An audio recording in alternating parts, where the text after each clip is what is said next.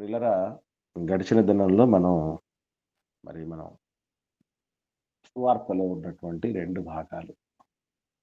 ఒకటి దేవుని రాజ్యము, 2 యేసుక్రీస్తు నామము అనేటటువంటి విషయాన్ని మనం ఈ 2 విషయాలను నేర్చుకోవటం అనేది జరిగింది. ఇందులో దేవుని రాజ్యంలో ఉన్నటువంటి 10 విభాగాలు.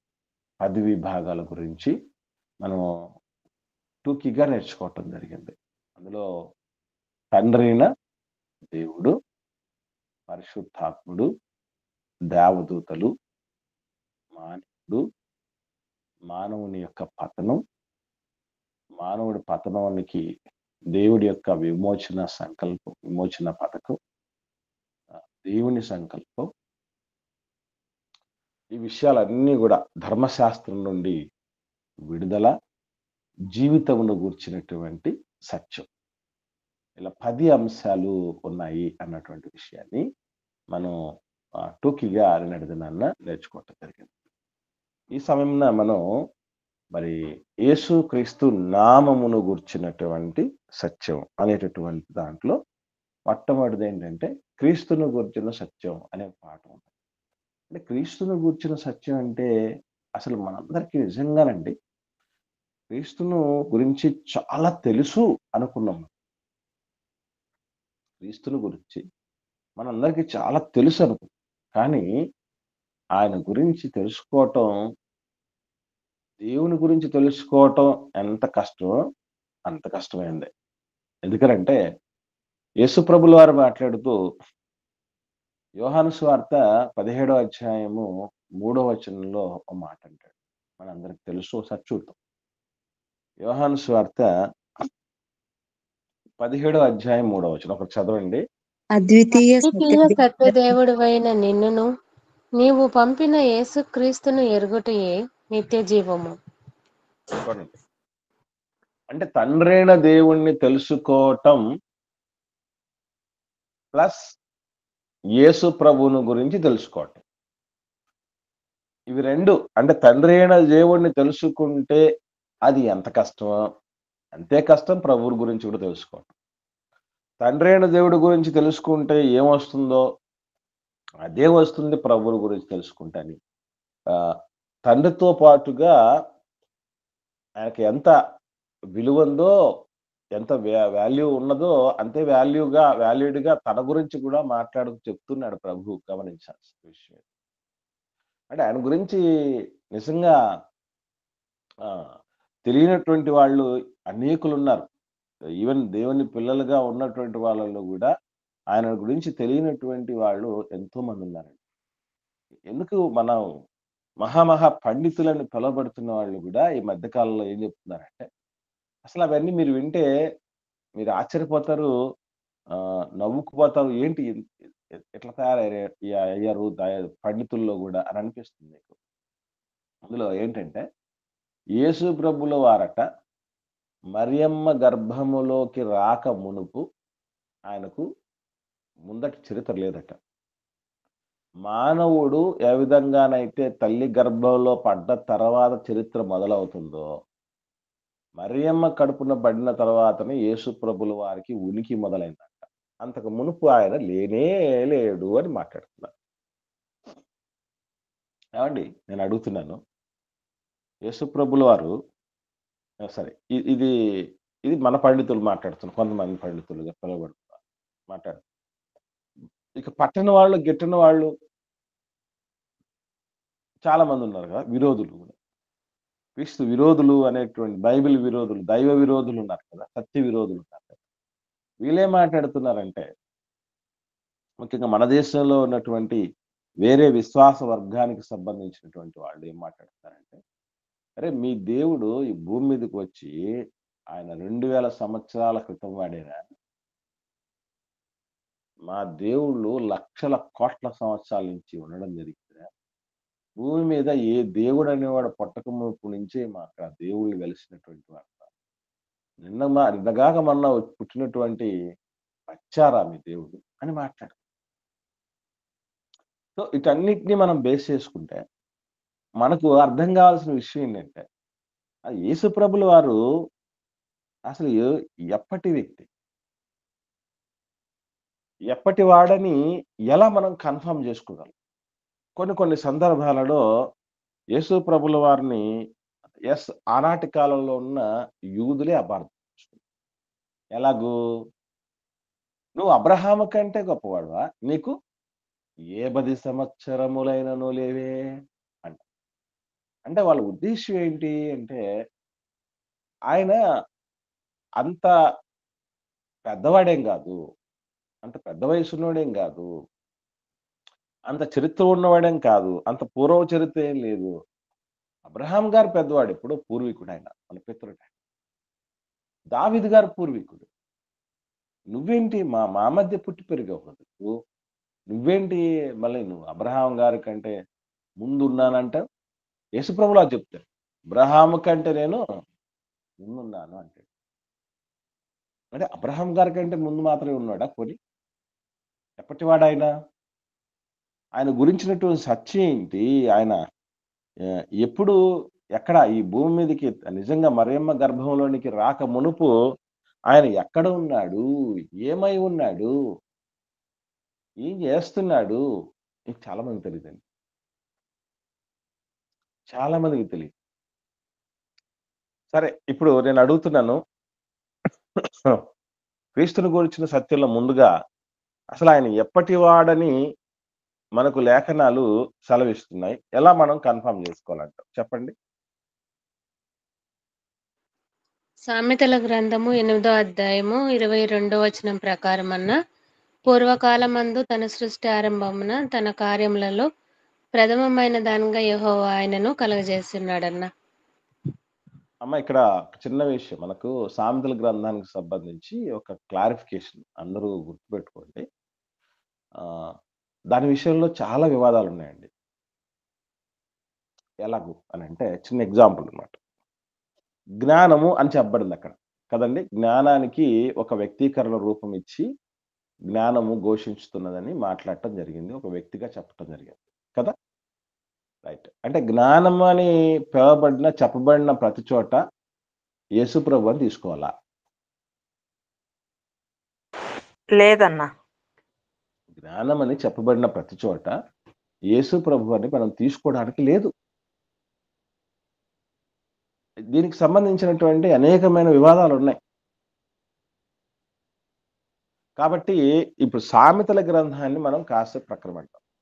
దాని గురించి మనం డిస్కస్ చేద్దాం తర్వాత. ఇది కాకుండా వేరే ఆధారాలు ఏమన్నా ఉన్నాయా? అది చెప్పండి. ఆది కాండంలోనే ఉందన్నా.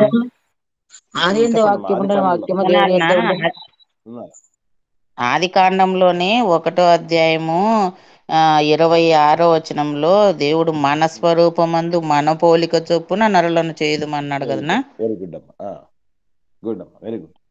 మన అంటే తండ్రి కుమారుడు ఉన్నారని అర్థం.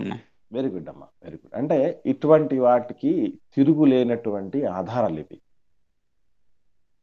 ఇక్కడ మనకు ఎక్కడ కాంట్రవర్సీ లేదు. ఆది కాండంలో అమ్మవాళ్ళు చెప్పినటువంటి ఆధారం ఇక్కడ మనం అనే మాట వచ్చింది అంటే తండ్రే కాకుండా మిగిలినటువంటి వాళ్ళు కూడా ఉన్నారు.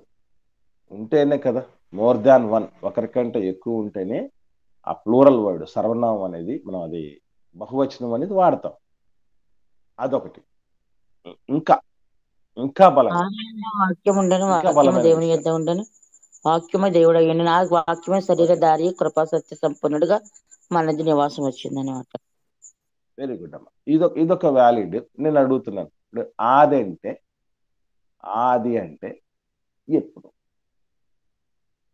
అక్కడ అది లేదు మనకి. ఆది అంటే ఎప్పుడని ఉందా క్లారిటీగా? ఆ యోహాను సువార్తలో 1వ అధ్యాయంలో అది లేదు.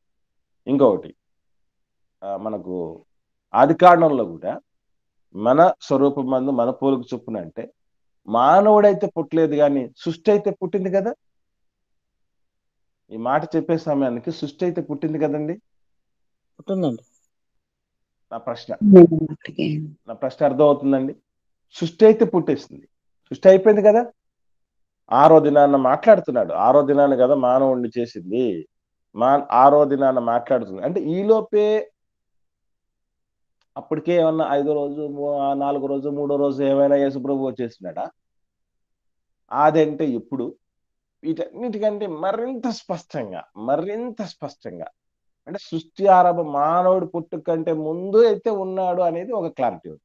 మరి అంతేనా? అంతకంటే ముందేగా ఏమన్నా ఉన్నాడా అనేది మనకు తెలియాలి. ఇలాంటి మనకు అర్థం కావాలంటే, ఎందుకంటే నేను అబ్రహాం కంటే ముందున్నవాడినంటే ఓకే, ముందుకెళ్తాను. ఇప్పుడు ఆదికాండం రెఫరెన్స్ చూసినప్పుడు తొలి మానవుడి కంటే ఆదాము కంటే ముందే ఉన్నాడని అర్థమైపోయింది. ఇక్కడ ఆది అనేటటువంటి మాట ఏ ఆది? మానవుడి పుట్టుక కంటే ముందా?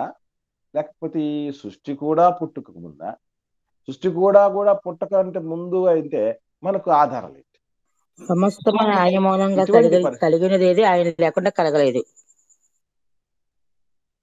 వెరీ గుడ్ అమ్మా. ఇదొక మంచి వ్యాలిడ్ విషయం. అంతా ఏది కలిగినా కూడా ఆయన వల్లే కలిగింది అంటే ఆయన కంటే ఆ సృష్టి కంటే ముందు ఆయన ఉన్నాడు అనేది ఒక మంచి వెరీ గుడ్ ప్రూఫ్. దీనికంటే ఇంకా స్ట్రాంగ్ గా, క్లారిటీగా, మరింత విలువగా సమాచారం ఇస్తూ స్పష్టతనిస్తూ ఉన్న మాట ఉంది. నేను ఇప్పటిదాకా మిమ్మల్ని ఎందుకు అడుగుతున్నా అండి, ఇది మీకు చాలా సార్లు పంచుకున్నాను. కానీ ఎవరన్నా ఇది అర్థం చేస్తారేమో అని ఎదురు చూస్తూ యెషయా గ్రంథం యెషయా గ్రంథంలో చెప్పండి.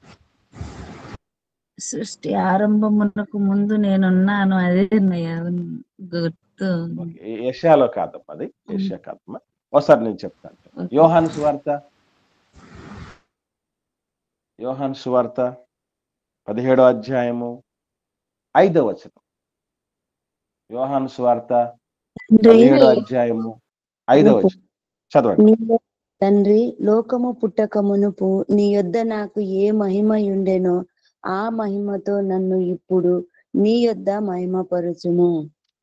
అసలు ఈ వచనంలో ఎంత స్పష్టత ఉంది అని అంటే, లోకాలు పుట్టక మునుపు యేసు ప్రభు ఉండటమే కాదు, ఇంకొకటి కూడా ఉంది అక్కడ. యేసు ప్రభుల వారు లోకాలు పుట్టక మునిపే, లోకం కూడా పుట్టక మునిపే ఉన్నాడు అనేదే కాదండి, ఇంకొకటి కూడా ఉంది విశేషణం అక్కడ. ఏంటో చెప్పండి. మహిమ ఉందంట. నీ యొద్ద ఏ మహిమ ఉన్నదో. మహిమ ఉంది అంటే ఆయన మామూలు వ్యక్తి కాదు.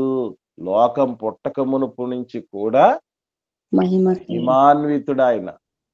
తండ్రి మహిమాన్వితుడు, కుమారుడు కూడా మహిమాన్వితుడు.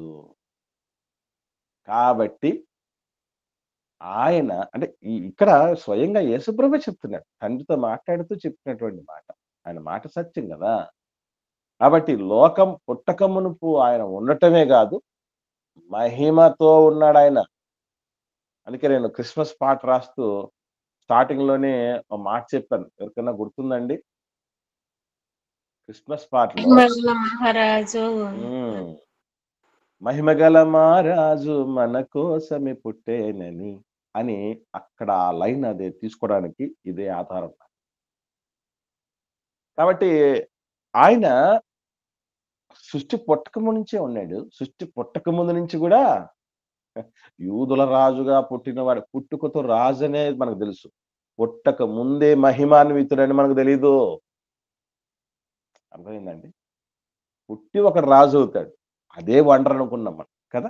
పుట్టి ఒకడు రాజు అవుతాడు, కానీ పుట్టుకతోనే రాజుగా పుట్టాడు అనేది ఒక వండర్ అయితే, ఒక అద్భుతం అయితే, లోకమే పుట్టక ముందు ఆయన ఉన్నాడు, ఆయన మహిమాన్వితుడుగా ఉన్నాడు. ఆయన మహిమాన్వితుడుగా ఉన్నాడు అనేది మనం గుర్తుంచుకోవాలి. క్రీస్తును గురించిన సత్యంలో ఇది ఒకటే కాదండి, చిన్న ఎగ్జాంపుల్ అంతే. మనకి ఒక స్పష్టత అనేది ఆయన గురించి ఉండాలి అనేటువంటి విషయం చెప్పడానికి ఒక స్పష్టత, ఇది మొదటి అంశం. ఇక రెండవది ఏంటంటే క్రీస్తు మరణము అనేటటువంటి ఒక అంశం ఉంది. అసలు మరణం ఎందుకు? ఎస్పెషల్లీ ప్రపంచంలో మరణం అనేది అందరికీ సహజంగా జరిగేది. అందులో విశేషమే ఉంది. విశేషంగా యేసు ప్రభువు యొక్క మరణాన్ని గురించి ఏం తెలుసుకోవాలి? ఏంటండి? మానవుల మరణాలకి, యేసు ప్రభు మరణానికి ఏంటి డిఫరెన్స్ అంటారు? మీరు చెప్పండి. ఆయన శరీరం కుళ్ళు పట్టలేదండి. ఓకే అమ్మా. రైట్. అదొక విశేషం. అదొక ప్రత్యేకత. అదొక అద్వితీయమైనటువంటి విషయం. ఆయన శరీరం కుళ్ళు పట్టలేదు. ఇంకా? ఆయన మరణించి తిరిగి లేచాడు మనం కదన్నా. చనిపోతే ఓకే అమ్మా. లేదన్నా ఓకేనమ్మా. దేవుడు లేచాడు. మరణించి తిరిగి లేచాడు. Very good. ఇంకా? మానవుడు పాపంలో మరణించిన ఆయన పాపం లేకుండా గుడ్. వెరీ గుడ్ అమ్మా. ఇంకా? అసలు ఇంకా అద్భుతమైనటువంటి విషయం మనకు రావాలి. దానికోసం మిమ్మల్ని ఇబ్బంది పెడుతున్నా. ఆయన ప్రథమ ఫలముగా లేచి ఉన్నాడు. ప్రథమ ఫలంగా లేచి ఉన్నాడు. మృతుల్లో నుండి లేచిన వాళ్ళ ప్రథమ ఫలంగా లేచి ఉన్నాడు. ఇంకా? అంటే మనం మరణం దగ్గర మనం ఆలోచన కన్యక కన్నా పరిశుద్ధాత్మ ద్వారా జన్మించినాడునా. అంటే నేను చెప్తున్నదమ్మా మరణం. మీరు ఎందుకంటే మరణం తర్వాత నెక్స్ట్ అంశం సమాధి ఉంది. సమాధి తర్వాత పునరుత్థానం ఉంది. ఇవి కూడా 3 అంశాలు. యేసుక్రీస్తును గురించిన సత్యంలో యేసుక్రీస్తును గురించిన సత్యం, రెండవది ఆయన మరణం, మూడవది ఆయన సమాధి, నాలుగవది ఆయన పునరుత్థానం. ఇవన్నీ సపరేట్ చూసుకోవాలి మనం. అంటే యేసుక్రీస్తును గురించిన సత్యంలోనే ఆయన జననము, ఆయన యొక్క జీవితం 2 వచ్చేస్తాయి. అది కాస్త తూకికి మనం ఆలోచన చేసాం కానీ దాన్ని పక్కన పెడతాం. ఇప్పుడు మరణం దగ్గర ఆగాం. దాని దగ్గరనే మనం ఆలోచన చేద్దాం ఫస్ట్. ఆయనకై ఆయనే ప్రాణం పెట్టాడునా. ఆయనకై ఆయనే తన ప్రాణం పెట్టాడు. అదే ఆయనకున్న స్పెషాలిటీ. Very good. ఇంకా? దేవాలయం పడగొట్టండి 3వ దినం లేపుతానని చెప్పాడు శాస్త్రులతో. 3వ దినాన ఆయన పునరుత్థానం తిరిగి లేచాడు.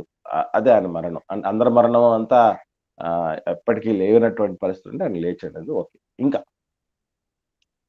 ఇక్కడ అల్టిమేట్ గా నాకు పాప విమోచన కలిగింది. వెరీ గుడ్ అక్క. Very good. ఇక్కడ మంచి మాట చెప్పారు. మనం అందరం గుర్తుపెట్టుకోండి. ఇప్పుడు దాకా మనం ఏదైతే చెప్పామో దీనివల్ల మనిషి అడిగే ప్రశ్న ఏంటంటే నాకేంటి?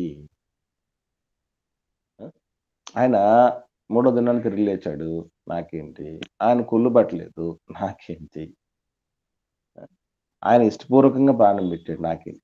దీనికన్నిటికంటే ముఖ్యమైనది ఒకటి ఏంటంటే అండి, ఈ ప్రపంచంలో దేశం కోసం చనిపోయిన వాళ్ళని చూశాం. అవునా? కుటుంబాల కోసం చనిపోయిన వాళ్ళని చూశాం. వాళ్ళ సొంత ఇష్టాలు నెరవేర్చుకోవటం కోసం ప్రాకులాడి వాళ్ళ ఖ్యాతిని గడించుకోవటానికి, వాళ్ళ కీర్తి ప్రతిష్టలను పెంచుకోవటానికి ప్రయాసపడి చచ్చిపోయిన వాళ్ళని చూశాం. యేసు ప్రభు మరణం ఎందుకు ప్రత్యేకమైనది ప్రపంచంలో అంటే సర్వమానవాళి కోసం, మానవ పాప విమోచన కోసం, మానవ కళ్యాణం కోసం జరిగిన మరణం. అంటే ఆయన చనిపోయింది దేశం కోసం కాదు, కుటుంబం కోసం కాదు, తన కోసం కూడా కాదు. అసలు ఎంత మంచి పాట ఉందంటేనండి ప్రభు కోసం. చాలా అసలు మనకు ఆశ్చర్యం అనిపిస్తుంది. మనం వాటన్నిటి పోస్ట్ మార్టం చేయను కానీ ఒక లిరిసిస్ట్ గా నాకు తెలుసండి. నేను ఎవరినైనా లిరిక్ నేను చూసినప్పుడు సంగీతం ఎలా ఉందని చూడనండి, ట్యూన్ ఎలా కట్టాడని చూడనండి. నేనేం చూస్తానంటే ఆ యొక్క లిరిక్ని చూస్తాను. రాత ఉంది చూసారా, ఆ రాతలో చూస్తారు. అందులో సమానులెవరు ప్రభో అనే ఒక పాట ఉంది. ఐడియా ఉందండి మీకు? ఇందులో ఒక మంచి మాట నిజంగా మైండ్ బ్లోయింగ్ అనిపిస్తుంది. అందులో ఏముంటుందంటే పరార్థమై భవ శరీరమొసగిన, ఆ లైన్ మీకు ఐడియా ఉందా? పరార్థమై భవ శరీరమొసగిన. పరార్థమై, స్వార్థమై కాదు, కుటుంబార్థమై కాదు, దేశార్థమై కాదు, పరార్థమై అంటే ఈ ప్రపంచంలో సర్వమానవాళి విమోచన కొరకు వారికి నూతన జీవం ఇవ్వటం కోసం నేల కూరిగిన దేహం ఏదైనా ఉందంటే అది ఒక్క యేసు ప్రభు యొక్క మరణం మాత్రమే. అది అల్టిమేట్. నాకేంటి అని మానవుడు అడిగితే చెప్పే జవాబు చావు మన కోసం.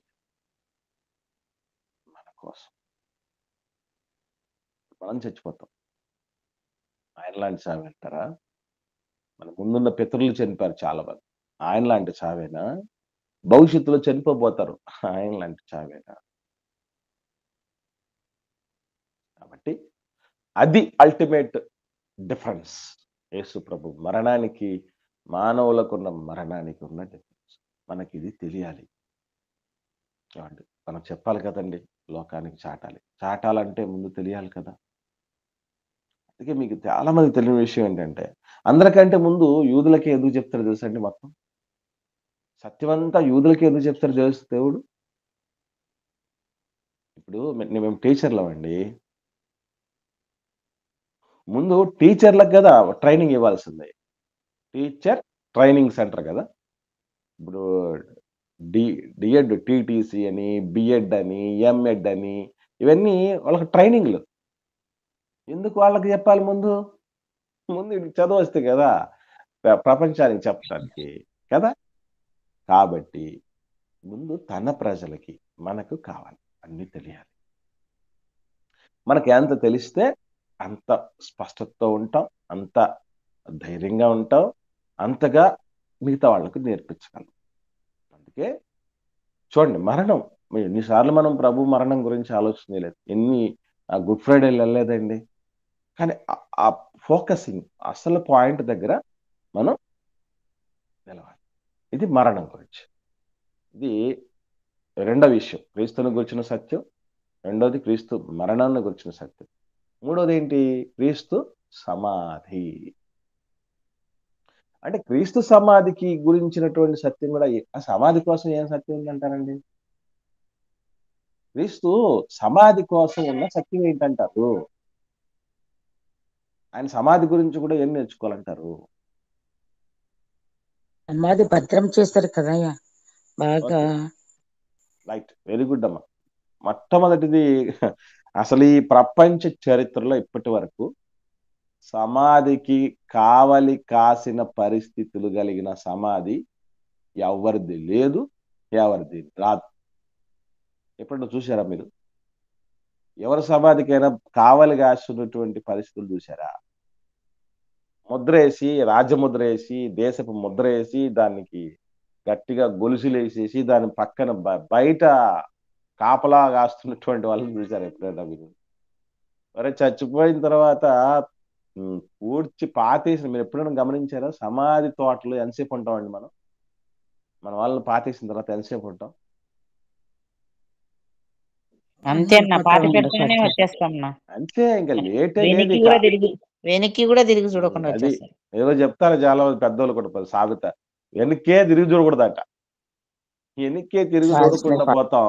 మళ్ళీ ఎప్పుడు వస్తాం? వచ్చినప్పుడు కూడా రాత్రుల్లో కూడా రావు. ఒకవేళ చూడడానికి ఏదో చెప్తారు కదా కొంతమంది, కొన్ని ట్రెడిషన్స్ ఉంటాయి, పాలు పోయాలను అదో ఇదో ఎన్నికలు కొన్ని ఉంటాయి కదండి. అలాంటి టైంలో కూడా పోయేటప్పుడు ఎప్పుడు పోతామండి? ఉదయం పోతాం. పోయి ఎంతసేపు ఉంటాం? పోయి మళ్ళీ అక్కడ మధ్యాహ్నం దాకా ఉంటాం ఏంటి? అంతే. కానీ చచ్చిపోయిన తర్వాత ఏంటి? సమాధికి రాయి అడ్డం పెద్ద రాయి పొర్లించటం ఏంటి? దాని బయట సైనికులు కాపలా ఉండటం ఏంటి? నా భూతో నా భవిష్యత్తు. సమాధికి కాపలా ఒకటి. రెండోది యేసుప్రభు సమాధి గురించి అంత తెలుసుకోవాల్సింది ఏముంది అని అంటే, మనం ఏం చెప్పగలం? ఇది మొట్టమొదటి. రెండో విషయం ఉంది, చెప్పండి. ఆయన సర్వ సృష్టిని సృష్టించిన గాని తన కొరకు సమాధిని ఆయన తొలిపించుకోలేదన్నా. అది క్రీస్తు నిరాడంబరత. అది వెరీ గుడ్. ఆయన యొక్క నిరాడంబరత ఒక మాటలో చెప్పాలంటే, యేసుప్రభుల వారు సంపాదించుకున్నటువంటి సంపద అండి. నిజంగా నాకు అనిపిస్తుంది మన కోసం వాళ్ళు ఇష్టంగా చేసుకున్నవి కూడా సంతోషంగా ఇవ్వగలగాలండి. అట్లాంటి వాళ్ళని సంపాదించుకున్నాడు ప్రభు. ఇంతకు ఆ సమాధి ఎవరి కోసం సంపాదించుకుని తయారు చేసుకున్నాడు తెలుసా అండి? అరిమత్తయి యోసేపు గారు. అరిమత్తయి. ఆయన ఆయన కోసమే. ఎవరి కోసం చేయించుకున్నాడండి ముందు? ఆయన కోసమా? యేసుప్రభు కోసమా? ఆయన కోసమే. ఆయన కోసమే ఇష్టపడి తయారు చేయించుకున్నాడు సమాధి. మీకు విషయం చెప్పంటారా? ఆనాటి కాలంలోనట రాతి సమాధి చాలా వాల్యుబుల్ అటండి, విలువైందంట. ఏదో రాతి సమాధి అనగానే ఏమన్నా అనుకోకండి. రాతితో సమాధి అనేది రెడీ చేసుకోవటం అనేది చాలా కాస్ట్లీ అటండి. అది ఇష్టంగా చేయించుకుంటారంట. బాగా డబ్బులు ఉన్నటువంటి వాళ్ళు మాత్రమే కొంటారు. దాన్ని కూడా తీసుకుని వచ్చి యేసుప్రభు వారు పెట్టారంటే చచ్చేలోపు ఇలాంటి వాళ్ళు సంపాదించుకోవాలండి. ఏమండి, మన కోసం ఎవరండి చేయగలరు అలాంటివి? ఎవరండి చేయగలరు? వాళ్ళ కోసం పెట్టుకున్నటువంటి వాటిని తీసుకొచ్చి మన కోసం పెడుతున్నారంటే అట్లాంటి వాళ్ళని సంపాదించుకోవాలి. అలాంటి వాళ్ళని సంపాదించుకోవాలి. అది సమాధికి చేరే సమయానికి నీకు నాకు ఒక అరిమత్తయి యోసేపు లాంటి వాడు ఉన్నాడా? ఆయన యేసుప్రభు సవాలే. మరొకటి కూడా ఉంది విశేషం సమాధి. అంటే మనం ఇంకా డీటెయిల్ గా తెలుసుకుందామండి. మీకు టూకీకి చెప్తున్నా, జస్ట్ అవుట్ లైన్స్ అనేది ఇస్తున్నా. ముఖ్యమైన ఇంకా ఉంది. ఏంటంటే అది ప్రపంచానికి ఒకే ఒక వింత యేసుప్రభు సమాధి. ఏమిటా వింత? సమాధి తెరిచి ఉండడం. ఖాళీగా ఉంది కదా. తెరిచి ఉన్న సమాధి, ఖాళీ సమాధి. ఏ సమాధి అలాగ లేదు. అసలు ఈజిప్ట్ పిరమిడ్లు కాదు వండర్. భారతదేశంలో తాజ్ మహల్ కాదు వండర్. మిగతా సమాధుల్లో ఏమున్నాయో అక్కడ కూడా అవే ఉన్నాయి. అదేంటి వండరు? ప్రపంచానికి వింత అంటే యేసుప్రభు సమాధి. ఏం ఛాలెంజ్ ఇస్తుంది తెలుసా ప్రపంచానికి ఆ సమాధి? నీ సమాధి కూడా నువ్వు ఖాళీ చేసుకోగలవా? ఉందా? ఆ దమ్ముందా నీకు? ఆ సత్తా ఉందా? సమర్థత ఉందా? ఖాళీ సమాధి చేసుకోగలవా? నీ సమాధి ఖాళీ చేసి అక్కడ ఫిలప్ చేయాలన్నా నేనే కావాలని సవాలు విసిరాడు ప్రభు ప్రపంచానికి. ఇక్కడ భూమి మీద మన సమాధి ఖాళీ అయ్యి పరలోకములో సంపూర్తి అవ్వాలంటే ప్రభువే కావాలి అని ఆ ఖాళీ సమాధి ఇప్పటికీ ప్రపంచం యొక్క అజ్ఞానాన్ని వెక్కిరిస్తుంది, వాళ్ళ తలలు దించుతుంది. సమాధికి ఉన్న గొప్పతనం ఇంకా ఉన్నాయండి. విశేషమైన సంగతి. సమాధి కోసమే తెలుసుకోవాల్సిన సంగతిలో గంట పాఠం ఉందండి. నిజంగా అవి దాని గురించి తెలుసుకుంటున్నప్పుడు రోమాలు నిక్కపరుచుకుంటాయి. అమ్మో, ఏంటి ఎంత ఉందా వీటన్నిటి గురించి అన్నటువంటి విషయాలు తన్మయంలోకి వెళ్ళిపోతున్నాం. మేము తెలుసుకున్నప్పుడు అలాగే అనిపించింది అమ్మా. నెక్స్ట్, పునరుత్థానం. 4వ అంశం ఇది. క్రీస్తుని గురించిన సత్యంలో క్రీస్తు నామము గురించి తెలుసుకునేటప్పుడు క్రీస్తు అనేటువంటి ఆయన యొక్క ఉనికి, ఆయన జీవితము, దాని గురించినటువంటి సత్యము, ప్లస్ ఆయన మరణము, ఆయన యొక్క సమాధి, ఆయన యొక్క పునరుత్థానం. 4. పునరుత్థానం ఎన్నిసార్లు మనం పునరుత్థాన దినం మనకు ఉంది కదా, ఈస్టర్ పర్వదినం అని. ఆ ఈస్టర్ పర్వదినం పురస్కరించుకుని పునరుత్థానం కోసం ఎన్నెన్నో తెలుసుకుంటాం. పునరుత్థానం నేను అడుగుతున్న ప్రశ్న, యేసు ప్రభు పునరుత్థానుడు అయ్యాడు, ఇప్పటిదాకా ఎవరు అలాగ కాలేదు. ఎందుకంటే ప్రథమ ఫలం ఇంతకుముందు దాదాపు 10 మంది ఉన్నాయండి. పాత క్రొత్త నిబంధనలో 10 మంది చావు నుండి తిరిగి లేచినటువంటి వారి సందర్భాలు. వారందరూ పునరుత్థానం చెందినట్టు కాదు లెక్క. ఎందుకంటే ఇప్పుడైతే నిద్రించిన వారిలో ప్రథమ ఫలముగా క్రీస్తు ఉన్నాడు. మనకు శూన్యమీరాలు కుమారుడిని ఎలీషా గారు లేపిన సందర్భాలు ఉన్నాయి. సాలపతి విధవరాలు కుమారుడు సందర్భము, అలాగే ఆయన ఎలీషా గారిని పాతిపెట్టిన చోట సైనికులను పాతిపెడితే వాళ్ళు లేచిన సందర్భాలు, ఎండిన ఎముకలు లేచిన సందర్భాలు. చెప్పండమ్మా. లాజరు గారు లేచిన సందర్భం. అదండి మా పాత నిబంధన నుంచి వస్తున్నాను అక్క. ఇదంతా కొత్త నిబంధనకు వచ్చినప్పుడు యాయీరు కుమార్తెను లేపిన సందర్భం, మార్తా మరియల సోదరుడు లాజరు గారిని లేపిన సందర్భం, నాయీనను ఊరిలో విధవరాలి కుమారుని లేపిన సందర్భం, అలాగే పేతురు గారు తబితాను లేపినటువంటి సందర్భం, పౌలు గారు ఐతుకని యవ్వనస్తుల్ని పునరుత్థానుగా లేపిన సందర్భం. ఇవన్నీ దాదాపు 10 సందర్భాలు ఉన్నాయి పాత కొత్త నిబంధనలు. మరి వాళ్ళు కూడా లేచారు కదా. అది యేసు ప్రభు కంటే ముందు, అంటే అపొస్తలుల కార్యంలో ఈ తబిత వదిలేసి ఆ ఐతుకనే యవనస్తుని వదిలేస్తే అంతకు ముందువన్నీ యేసు ప్రభు కంటే ముందు జరిగిన పునరుత్థానాలు కదా. మరి ప్రథమ ఫలం అంటారేంటి? పాతి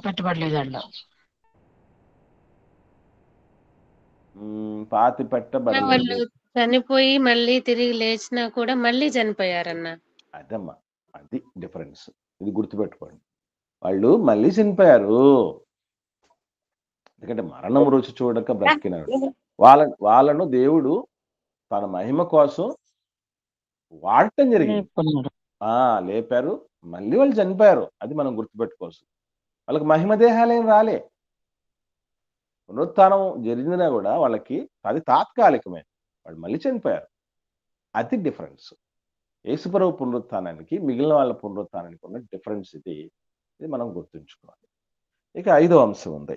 అదేంటంటే ఈ యేసుప్రభు యొక్క జీవితము, మరణము, సమాధి, పునరుత్థానము వీటికి సాదృశ్యంగా ఉండేది ఏంటి అని అంటే బాప్తిస్మము. ఎందుకంటే యేసుప్రభు మరణ, సమాధి, పునరుత్థానాలు లేకపోతే బాప్తిస్మం లేదు. బాప్తిస్మానికి పునాదే యేసుప్రభు యొక్క మరణ, సమాధి. కాబట్టి బాప్తిస్మమును గురించిన సత్యము మనం తెలుసుకోవాలి. ఏమండి, బాప్తిస్మమును గురించినటువంటి సత్యం తెలుసుకోవాలి. తర్వాత బాప్తిస్మములో ఏం జరుగుతుంది అంటే కొత్త జన్మ కలుగుతుంది మనకి. ఈ కొత్త జన్మ ఎట్లా ఉండాలి, ఎలా ఉండకూడదు అని మనం తెలుసుకుంటాం. నిజంగా కొత్త జన్మ యొక్క లక్షణాలే కూడా మనకు చాలా మంది తెలియదు. నూతన జన్మ అంటే ఎట్లా ఉంటుంది, ఎలా ఉండకూడదు, నూతనంగా జయించినటువంటి కొత్త సృష్టి, నూతన సృష్టి. ఎవడైనా క్రీస్తు యేసునందున్న వాడు నూతన సృష్టి, పాత స్వభావం పోతుంది, నవీన స్వభావం ధరించుకుంటామని చాలా చాలా విషయాలు తెలుసు, కానీ అవి ఎలా ఉంటాయి అనేది విషయాలు మనకు తెలియదు. అందుకే కొత్త జన్మ. ఎన్నాయండి ఇప్పటికి?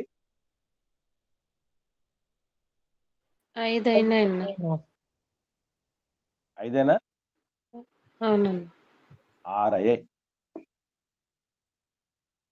ఒకటి మిస్ చేస్తారు మీరు.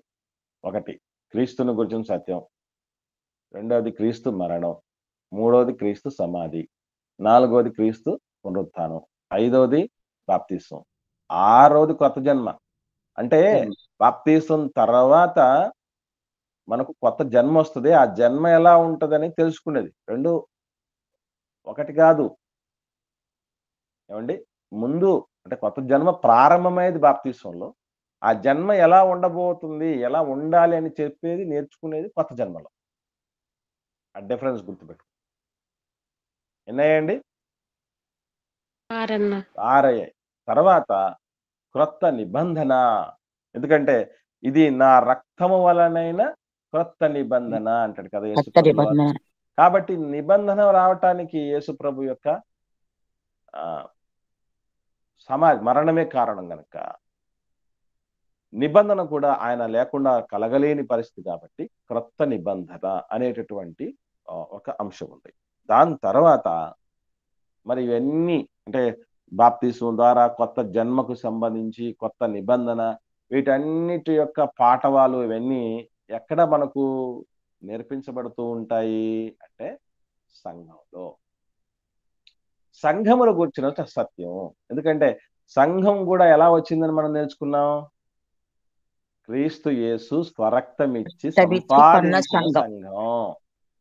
కాబట్టి ఆయన లేకపోతే సంఘం లేదు, ఆయన లేకపోతే కొత్త నిబంధన లేదు, ఆయన లేకపోతే కొత్త జన్మ లేదు, ఆయన లేకపోతే బాప్తిస్మం లేదు.